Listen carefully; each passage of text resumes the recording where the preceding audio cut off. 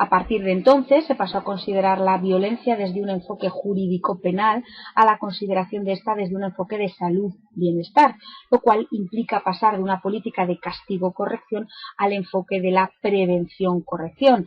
Desde este planteamiento en el que podemos afirmar hasta cierto punto que la violencia es previsible y predecible, se abre el camino para la actuación profesional del psicólogo o psicóloga forense.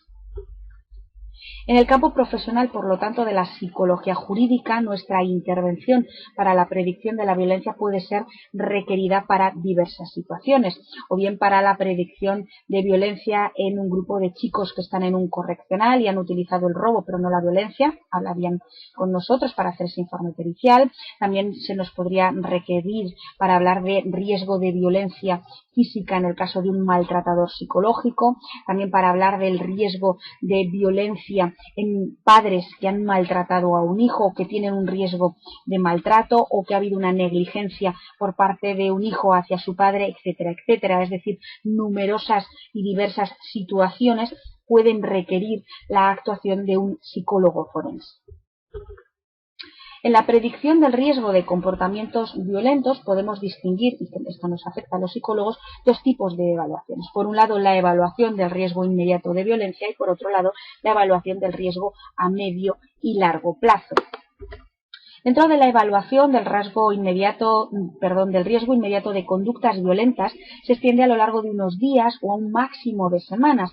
Se basa en un patrón de signos identificables muy claros, normalmente realizados por medio de un chequeo, de un listado de signos de alarma identificables más críticos y urgentes que puedan anticipar una agresión. La evaluación de este riesgo inmediato sería algo muy necesario, por ejemplo, para las fuerzas policiales o para el riesgo de una persona a la que deberíamos poner en prisión provisional, etcétera, etcétera. Es decir, requieren una intervención muy rápida, detectar muy rápido esos posibles factores de riesgo de violencia.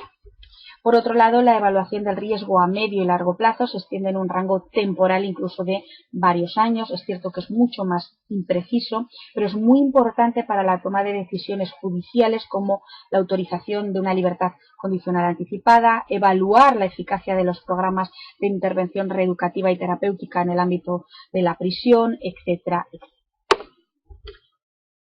Entrando ya en la última parte de lo que es mi conferencia, que como les digo que están viendo es una conferencia muy general, solo estoy dando pequeñas pinceladas sobre lo que es la violencia, el riesgo de violencia, los factores de riesgo, hablaríamos ya en última parte, y no menos importante, de la metodología de evaluación del riesgo de reincidencia, algo que es nuestro trabajo diario, por así decirlo. Estimar el riesgo de violencia es un procedimiento para predecir la probabilidad de aparición de una conducta violenta determinada.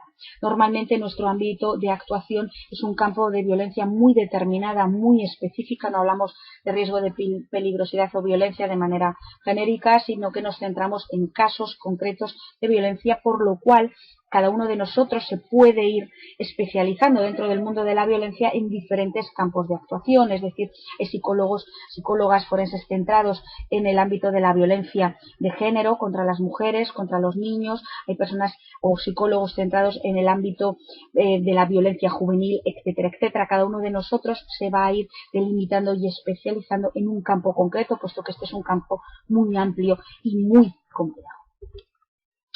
Para predecir con éxito interesarán informaciones acerca de varios aspectos y esto es lo primero que nos solemos plantear los psicólogos cuando llevamos a cabo una metodología para la evaluación del riesgo de reincidencia o del riesgo de violencia o de conductas violentas.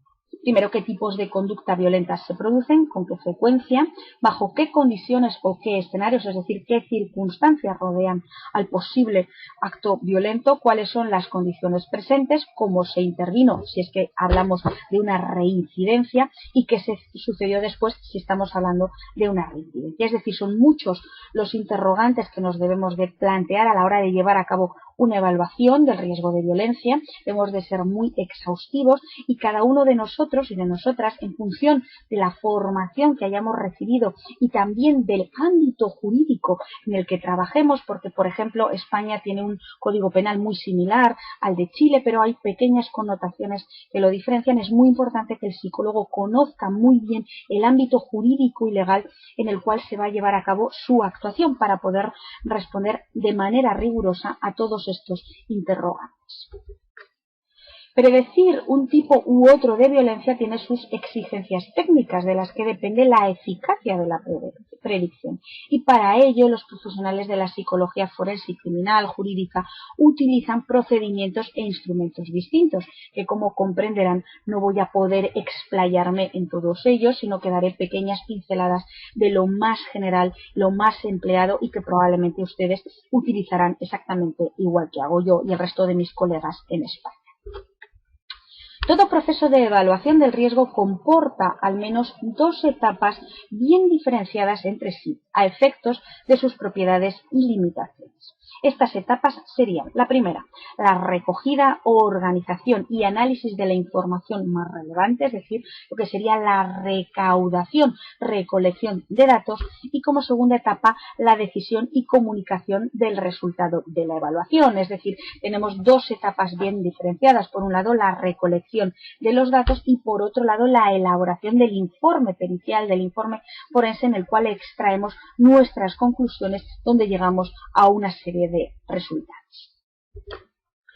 Los procedimientos existentes en la actualidad para la predicción o estimación del riesgo de comportamientos violentos se clasifican en dos grandes grupos. Por un lado estarían los procedimientos basados en el juicio profesional, que a su vez tienen una serie de subgrupos, y por otro lado los procedimientos basados en decisiones de base actuarial, que veremos a continuación.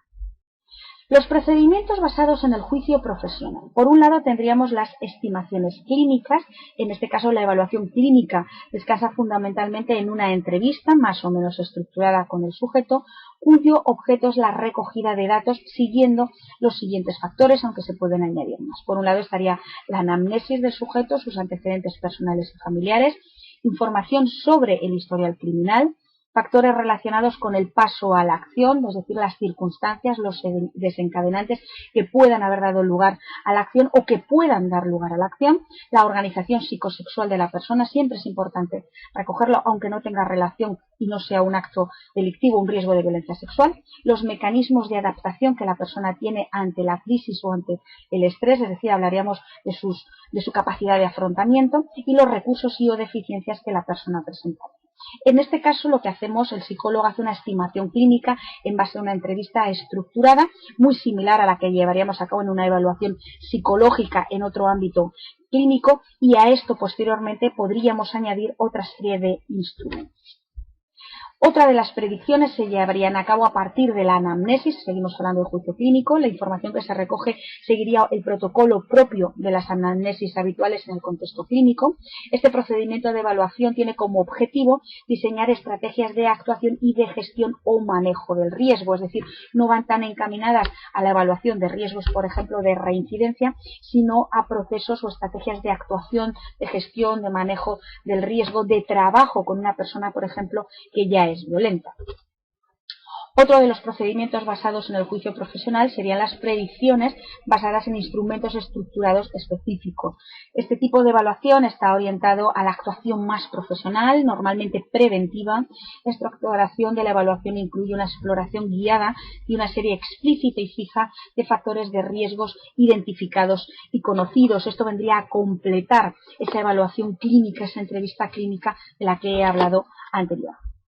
En cuanto al otro gran grupo de procedimientos, estos serían los basados en decisiones de base actuarial. En estos métodos se sigue una pauta o protocolo determinado. Es más o menos con lo que solemos trabajar casi todos los que estamos en este ámbito, que proviene de los desarrollos técnicos de la evaluación psicológica o de otras técnicas de estimación de riesgo de campos afines. Es decir, existen protocolos, procedimientos, guías de buenas prácticas clínicas en las cuales las grandes escuelas de psicología forense, de criminología, de criminalística nos orientan, y son procedimientos ya establecidos donde incorporamos nuestra actuación psicológica pero siguiendo esos patrones. Hablaríamos en este caso de estimaciones basadas en los test psicológicos específicos, de los que voy a hablar un poquito para finalizar mi conferencia, y también aquí hablaríamos de las estimaciones que se fundamentan en la aplicación de escalas de riesgo.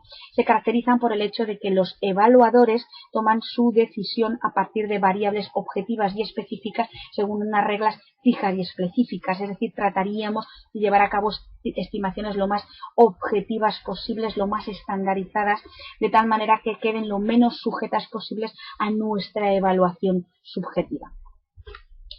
Protocolos de valoración del riesgo de reincidencia. Aquí voy a hablar de las 3 más conocidas, pero algunas de ellas, las más desarrolladas, siguen siendo las desarrolladas en los países anglosajones, aunque empezamos a tener buenas estrategias y buenos protocolos en español. Entre las más destacadas tendríamos la familia del HCR20, donde estaría el SVR20, el SARA, etcétera, que surgieron en Canadá en torno a los trabajos del Dr. Webster y Hart.